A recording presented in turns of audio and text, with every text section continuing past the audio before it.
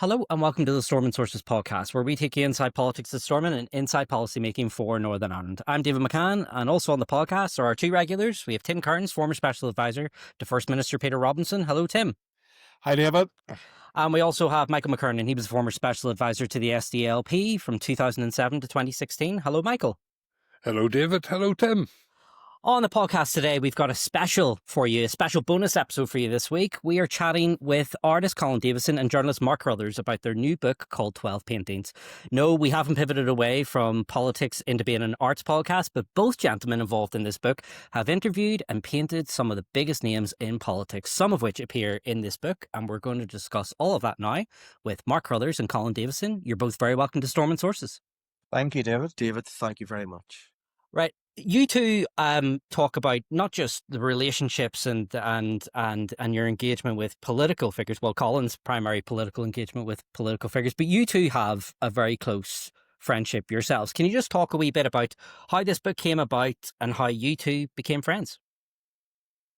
Yeah, it goes back about 15 years. I was chairing the board of the Lyric Theatre in Belfast, and if you remember back then, we made the decision to knock the old theatre down and build a new theatre, which is a brave thing to do because we knocked it down before we had all the money to build a new one. But that's a whole other story for a whole different podcast. And just as we were nearing the end of that project, we realised it was a beautiful building, but there was a lot of space and we hadn't thought about public art. We hadn't really got to the point of thinking about that. And we decided that we needed to do something and do something quickly about that. And around that time, a friend of mine called Colin Johnson, who's a businessman in Belfast and an art collector, said, I'm very friendly with Colin Davidson, who's a painter, and he's responsible for the Duke Special portrait, which has appeared on the front cover of Irish Arts Review, which is a prestigious magazine published on the island of Ireland that deals with all matters visual arts. And he said, I think it would be worth having a conversation with Colin Davidson. And so he set up the meeting between Colin and myself. And we really talked about the possibilities of, I suppose, capturing some of the people who were coming in and out through the Lyric at that time, to see if Colin would be interested in painting some of those people in the style of the Duke Special painting. And the answer to that was very quickly, yes. Very much so. I mean, the rest is history. Yeah. So it began as a bit of a working relationship. It became a very strong personal friendship. And really everything took off from that point in terms of Colin's work and in terms of our friendship as well. And Colin, one of the things I love about the book is the amount of politicians. I'm actually green with envy, the amount of politicians you've been able to sit down in front of and actually meet. They range all the way from George Mitchell right the way through to John Hume. And something that I found very interesting about was you, and Mark notes this in one of his interviews, you don't kind of shy away from your kind of Northern Irishness. You don't kind of shy away from the fact that you are a creature of here, you're shaped by here. Could you just elaborate, because you talk about going down, viewing 12th of July parades, and you're talking about some of the paintings around there as well. Could you talk a wee bit about your kind of journey in terms of, a Northern Irish painter sat in front of, Queen Elizabeth, sat in front of Senator George Mitchell. Could you tell us a wee bit about that? David, not only do I not shy away from my roots, I shout about my roots. I am proud of them. I'm proud to be from this part of the world. I love this part of the world. I love the people from this part of the world. And I think my attitude to my career, my attitude to my life, I suppose, has very much been to allow the whims to take place, allow the last painting to show me the direction to the next one. And as a result of holding it quite loosely, I've been introduced to some fascinating people along the way. I mean, as you say, sitting down with Senator George Mitchell, who in fact wrote an introduction for an exhibition called Silent Testimony, which I did. But and then the whole way through to being commissioned by Queen's University to paint David Trimble, sitting down in Greencastle with John Hume, as you say, spending time with Paisley and McGuinness, both in my studio, that was very much for me seen as being something, a pair of paintings that was never going to be split. That was about, I suppose, me as an artist marking that quite incredible year that they spent in office together. And what you're doing as an artist and what you get as an artist is a unique encounter. And I pinch myself at having the privilege to do this, where it's just simply two of us in a room talking about stuff and talking about the day-to-dayness of life very often. I don't try and contrive what we talk about. Sometimes we're quiet. Sometimes, I'm drawing the whole time, so I'm studying them.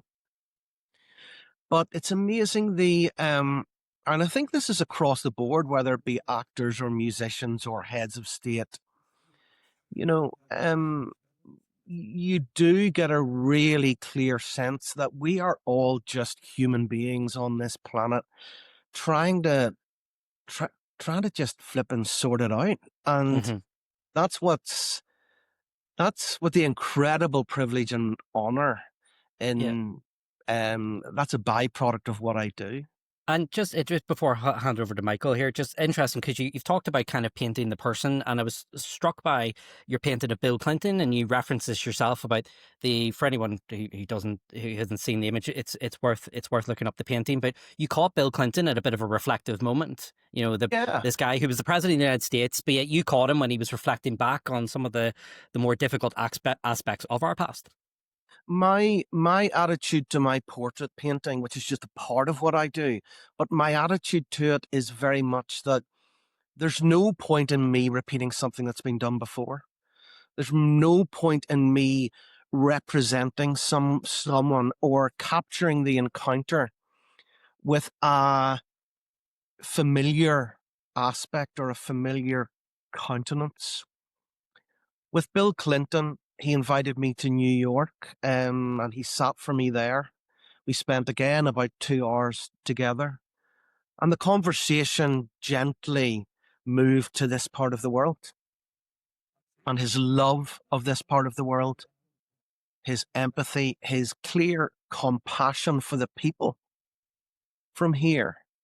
And as we were talking about here, a very unpresidential, I suppose, spirit came into the room where it was just two people talking about home and what home means and the real regret and, I suppose, sadness and tragedy that anybody had to lose their life in this part of the world.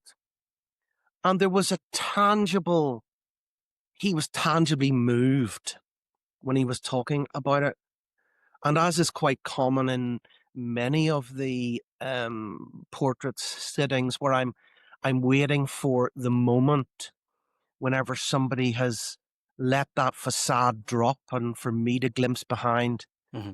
His facade dropped and he did let me glimpse behind it, and that's when I went, right, that's what I want to paint. Okay. That's the moment I want to paint. That's the Bill Clinton I want to paint. And it became a very Northern Irish or a very Irish painting of him. Yeah. Which ended up being the polar opposite of presidential. Yeah, because presidents typically seen as very strong, and that's how portraits typically go. Michael, I know you've looked at the book as well, so I know you have some questions. So go on ahead. Well, I have more than looked at the book. I have read it cover to cover, and and because I found it very, very engaging. It's one of the best art books. I do have an interest in Irish art. It's one of the best art books I've ever read. And it's particularly rewarding if you want to understand the technique and the mindset and what's going on in the head of a leading artist when they're doing first-class work. I was interested in you, Colin, before all the portraits even. I was watching your progress. I feel I have a slight affinity with you. I know you're involved in Wave. I bought a portrait in a Wave charity auction, or not a portrait, a painting, and it was by Neil Shawcross, who was your old tutor. And similarly, I was interested in Bono painting because my own little claim to fame, my only one, is I'm exactly the same age as Bono. I was born on the same day. Really? The other thing I loved was your emphasis on drawing. And how beautiful some of your drawings were in preparation for the portraits. And then the biggest thing I liked most was the honesty of you simply saying, "I paint what I see." That appeared in a few, because I did wonder, even though I think the portraits in particular are magnificent, I did wonder about the likes of the painting of David Trimble, which didn't paint him at his best, but that's what you saw. So I mean, congratulations all around. However, I have to say that we're on a political podcast here, so I have to inject a little politics here somewhere. I noted your commitment in the book to the whole world of victims, and that's something that you really do care about, and not only that, silent testimony and so on. But can I ask you, is there a political message underlying your work? Do you see eye to eye with Mark? And I know Mark won't want to reveal any particular political inclinations, but do you see eye to eye generally politically, the two of you together? And is there some subliminal political message in your work? And a final question on the politics. With the very eminent people that sat for you, political people, both domestic and international, did that impact how you thought about politics? I'm directing most of that to Colin, obviously. Michael, thank you for those, and thank you for your comments on the work as well, and indeed on our book. Let me try and unpack a bit of that. Firstly, and I gotta be honest, politics doesn't remotely come into anything that we usually talk about. We sometimes, I'll have seen you on The View, listen to Red Lines, and there'll be some question that I've got for you. But I can't honestly say that I know in depth where Mark stands politically. And he probably doesn't have a clue about where I stand politically as well. Well, I think the thing I would just add to that is, and it's interesting, Colin's answer. I wondered what he was going to say. It's a trick question, Michael. What I would say Colin and I have in common on this particular subject is that we both ask questions. I mean, if I knew what I thought, I wouldn't tell you anyway. But I mean, I genuinely am one of those people who is swayed by whatever people say and feels the need to challenge whatever somebody sitting in front of me has to say. So, I mean, my job is to ask questions and to act as the devil's advocate, I suppose, as devil's advocate. Colin, in a way, is asking questions, I think, constantly through his work as well. He's looking at the city of Belfast, the city of his birth, and asking questions about it and how it has changed.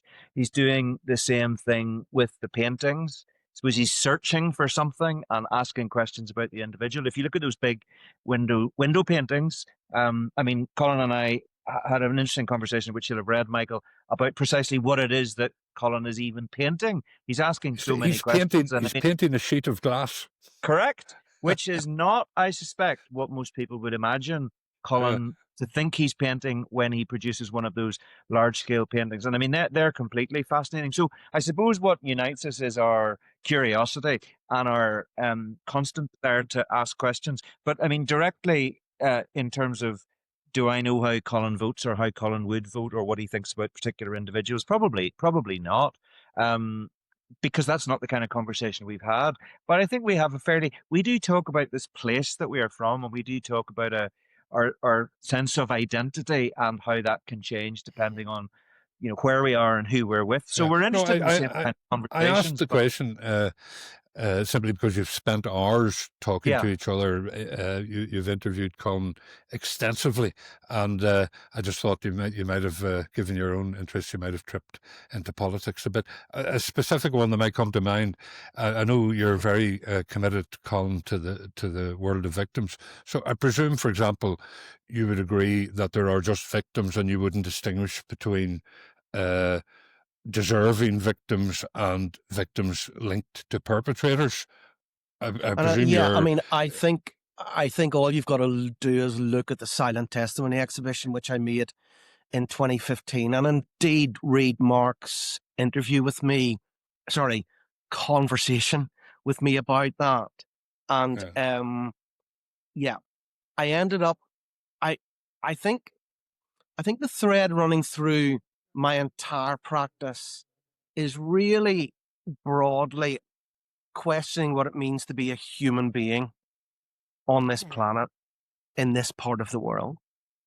And I was struck very much on reading the Good Friday Agreement, actually, and voting yes in it. I wanted a future for my kids. I wanted a future for us all. But I realized that there was very little in it for those who were paying the biggest price, and that is those who had suffered loss.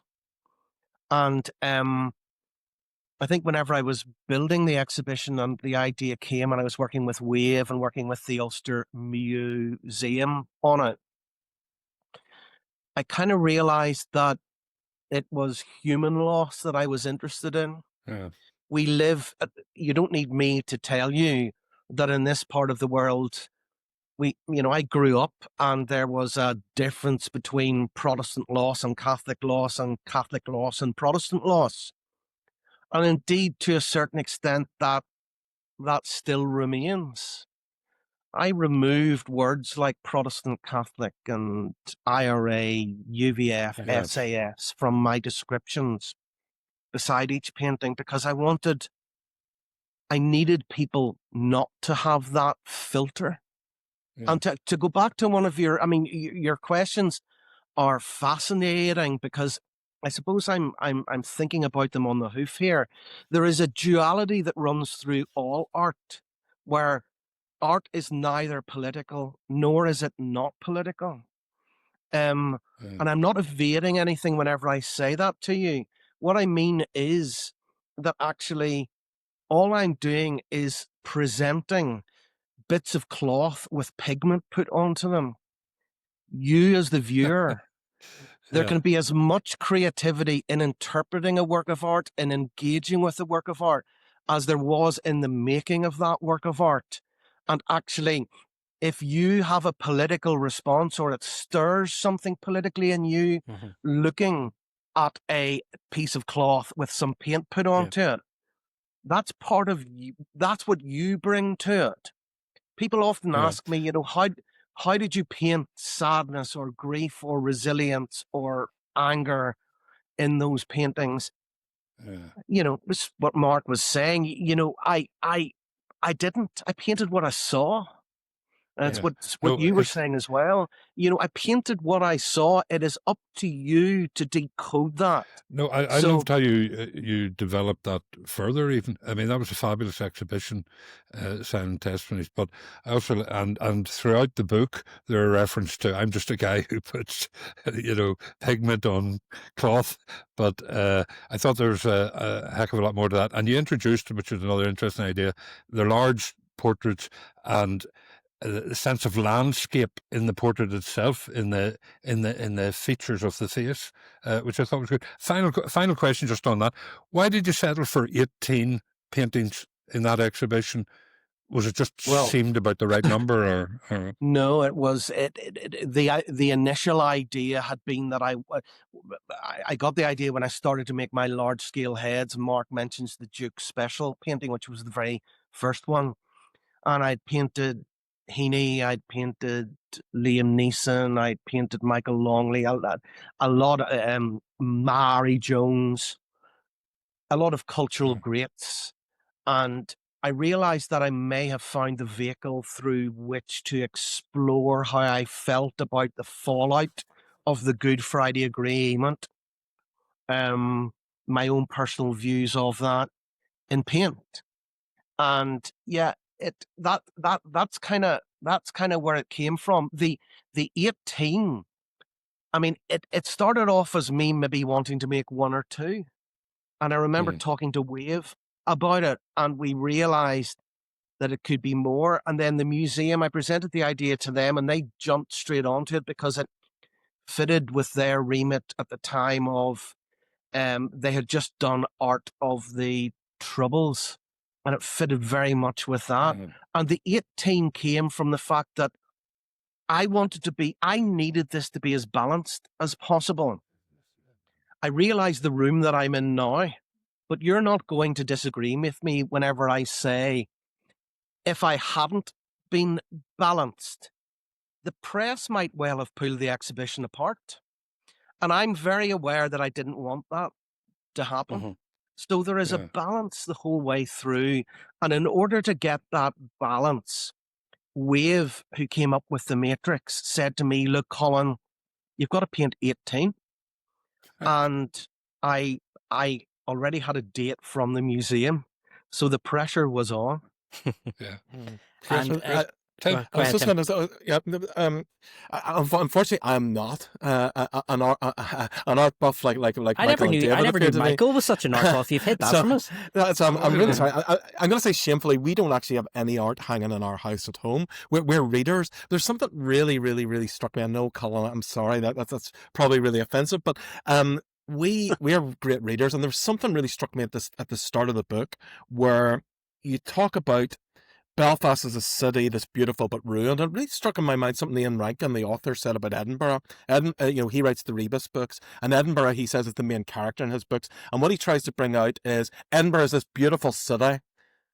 As you look at it, there's darkness that hides behind it. And I wonder, is Belfast the opposite? Is Belfast this? Because I think, Mark, you said Belfast is a beautiful city but ruined when you're asking a question of Colin, and you don't have the people in your paintings of your landscapes of Belfast. And that really struck me as well. Is the city of Belfast, as you present it, we see the ruin perhaps, but is the beauty then the people that lie behind it, and that's who we are then in the painting. And so I was wondering, is Belfast then this kind of opposite in your paintings to what Edinburgh is for Ian Rankin? That Belfast is a city that's maybe ruined, but there's a beauty that lies behind it, and that's maybe the people. I think that's a fascinating interpretation of you interpreting a couple of works of art. The first work of art being our book, and the second work of art being the Belfast paintings. I'm not going to shy away from answering the question, but that is a fabulous point. That is a fabulous way to illustrate my point, that there can be as much creativity in engaging with a work of art. You've interpreted it for your own way. I think you raise really interesting points. I can't distance myself ever from Belfast and what it means to me. It is a part of me, and I am a part of it. I was born here. I lived here. I'm in here at least once a week.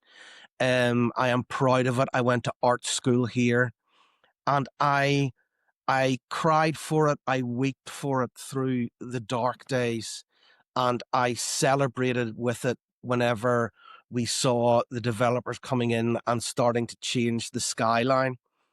One of the key things that's important to me, and I suspect I'm not different from Rankin in this, is that I see it as a living, breathing entity. They are portrait paintings I am making of a living, breathing entity. And whenever you're afforded the privilege, which we are in this fabulous place, of getting on the hills surrounding it. I mean, if you've never been on Black Mountain and looked at the city from a distance, get up there. It's phenomenal. And the perspective that we get, and the way that we can see it as a single unit caught in one vista. And that we're too far away to see the individual people or the individual cars. But what you're seeing is the pattern, the chaos, the unity and the fracture. You're seeing the peace walls. You're seeing the bits of structures that were around during the Troubles taken down. It's an endless source of wonder for me. And whenever I don't have anybody to sit for me in the studio and I don't feel like painting myself, Belfast is a living, breathing entity that as a painter, I realize I'll never scratch the surface of getting to what the heart and essence of what this remarkable place is. Tim, I was just going to say the word that came up during the interview about Belfast was elegiac, and it's a word Colin said that he hadn't really thought about. Maybe it was a word that I brought into the conversation, but what strikes me about those Belfast paintings is that over a period of time, Colin is absolutely celebrating a city that, was destroyed for a time and was not treated with the respect that it should have been treated with. And maybe there's a bit of frustration on Colin's part, and maybe on all of our parts, that some of the people responsible for the city, and I'm not thinking about any individuals, but, some of the powers that be sometimes maybe just haven't valued it as much as they should have. People who blew it up certainly weren't valuing the historical significance of the place and the buildings. And some of the people who allow those buildings to fall into disrepair now and replace them with less attractive buildings maybe aren't being the responsible minders of the public good that they might be. So I think there's a big element of all of that in Colin's painting.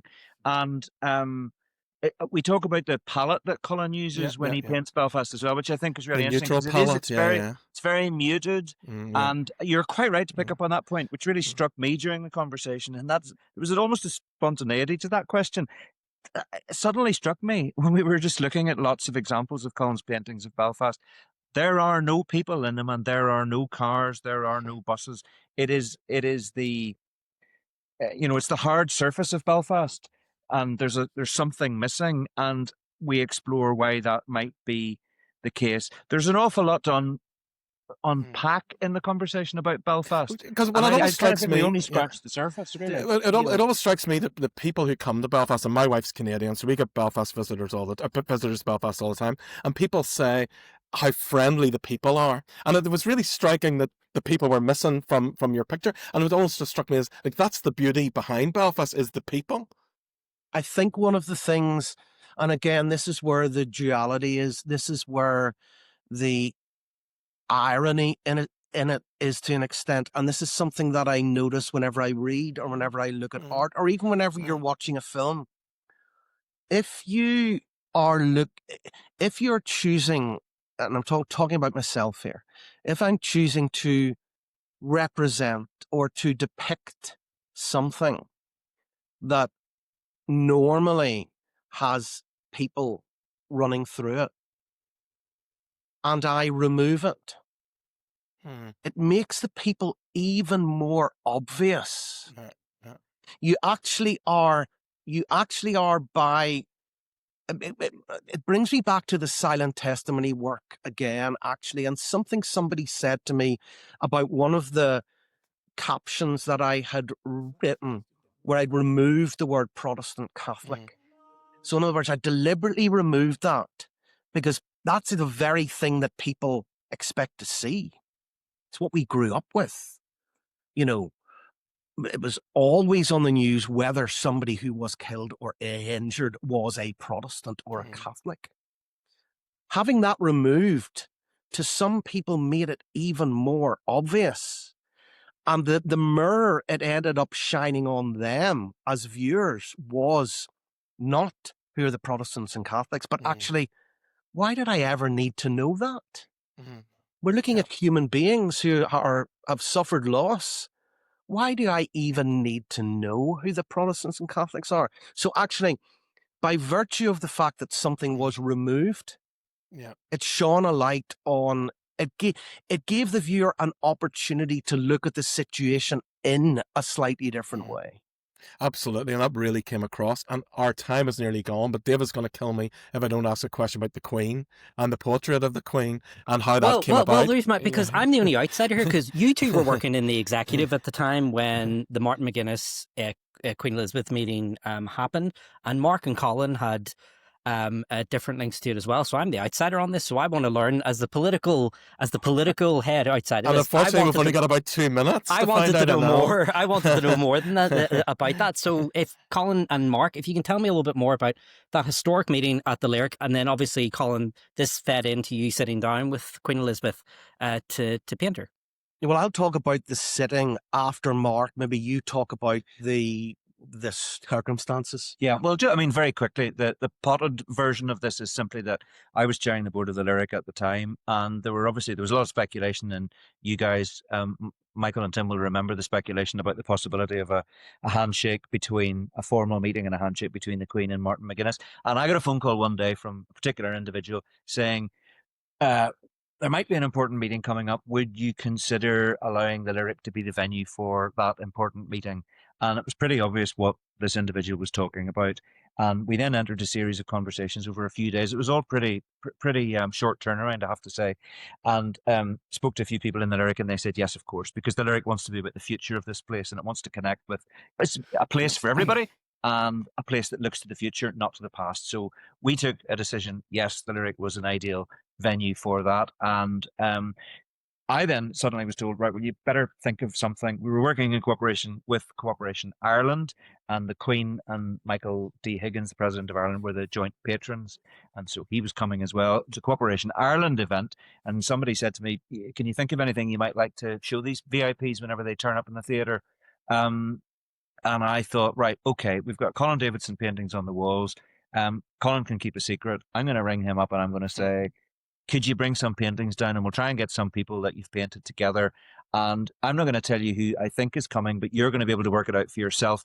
And we managed to do that. And in a couple of days, really, we got half a dozen of Colin's paintings in place. We invited Michael Longley and Barry Douglas, the pianist, along. Who lives in Lurgan.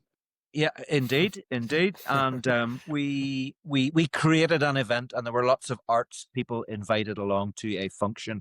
And sure enough, the Queen arrived, and the first time we saw the Queen and Martin McGuinness together was when they walked into the space on the first floor bar area to look at Colin's paintings. And, we had an interesting conversation there, and then they had their handshake.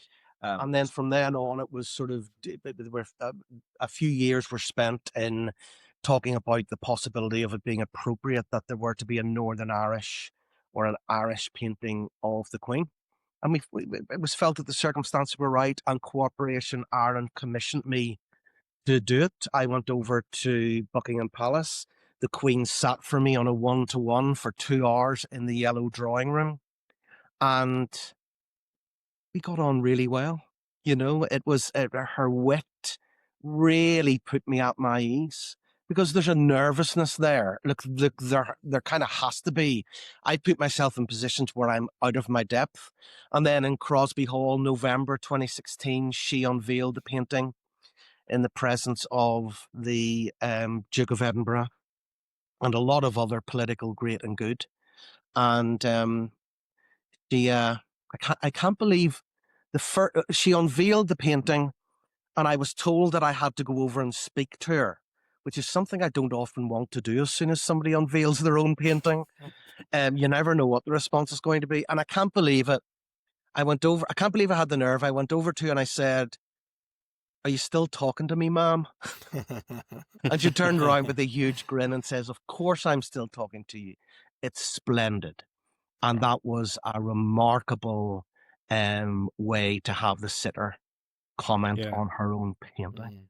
Yeah, well, from presidents it's a beautiful painting, yeah. It really from presidents is. to monarchs to first and deputy first minister. We've only really scratched the surface of the book. There's so many other things we could ask you about, but we know time is short. But it's a really, really good book. So 12 paintings by as someone who is not as steeped in art as the other two people on this podcast, I really enjoyed it, I have to say. So if there's anybody who's like me, and I would really recommend to get it, because I've really found it fascinating just to get in behind that thought process. I really did. It's a great job. I love the vulnerability of some really strong politicians. Bill Clinton, John Hume. The story there that you were with him, Colin and Mark, that you relay is so sad. I just thought, and Paul Riley hit the some of the innocent victims. Paul Riley's story about his young daughter, and about it sounded like it just sounded like a door closing, and that was his daughter.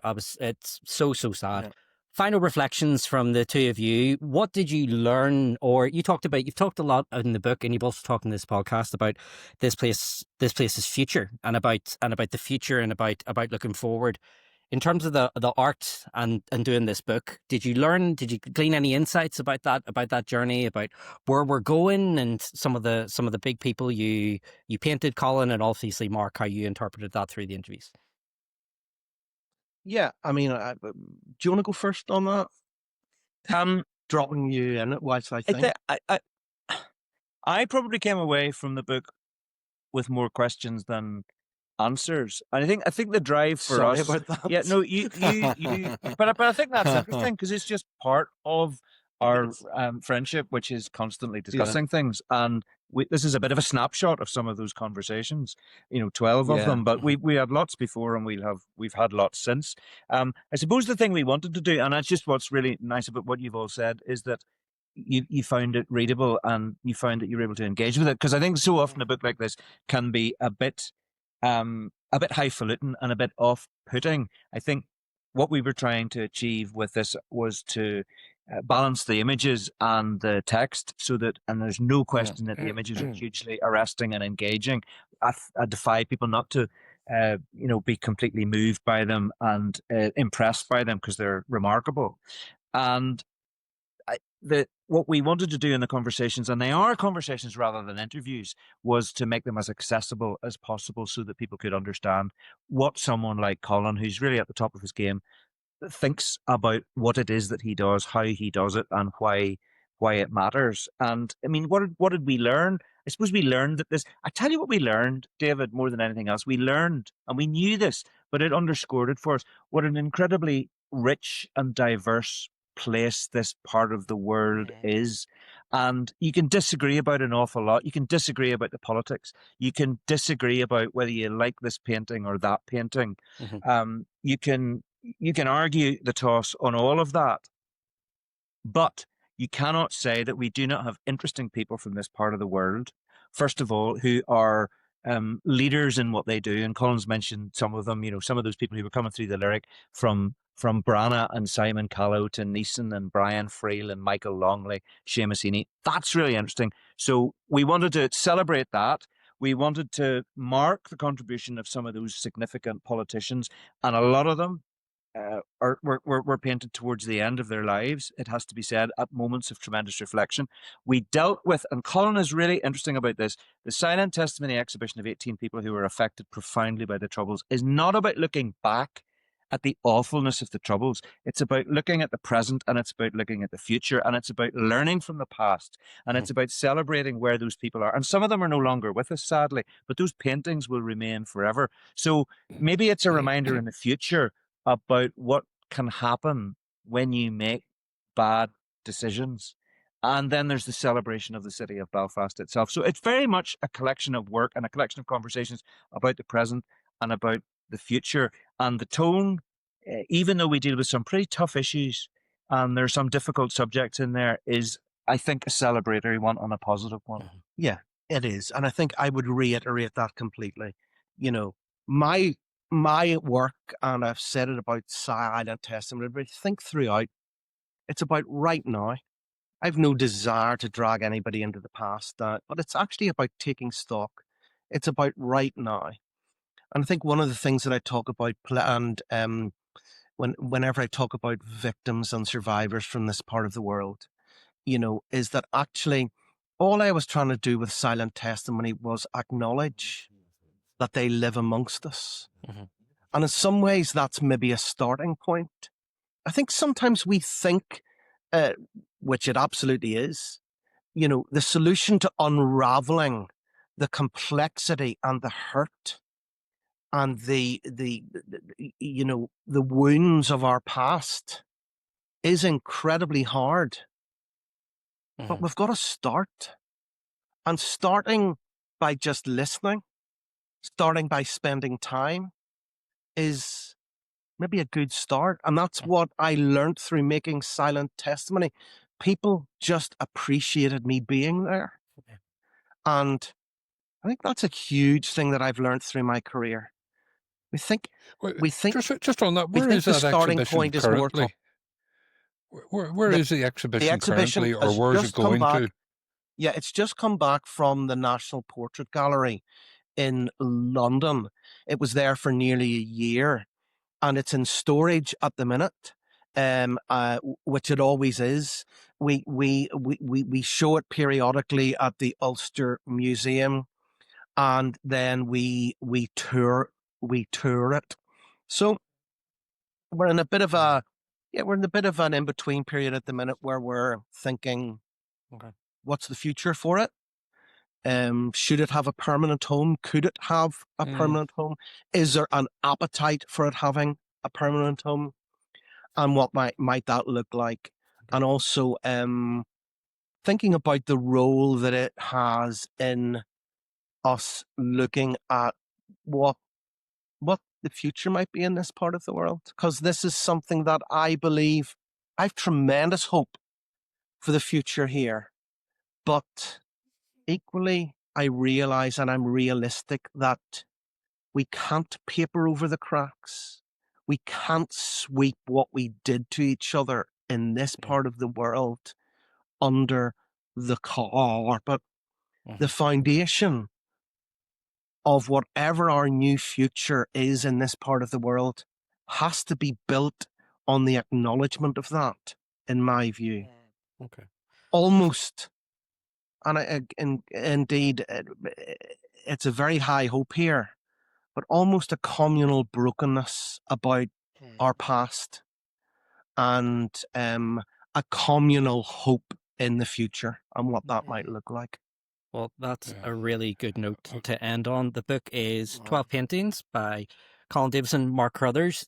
Mark, Colin, thank you so much for your time and for coming on and sharing your insights. We really appreciate it. So much. Thank you all.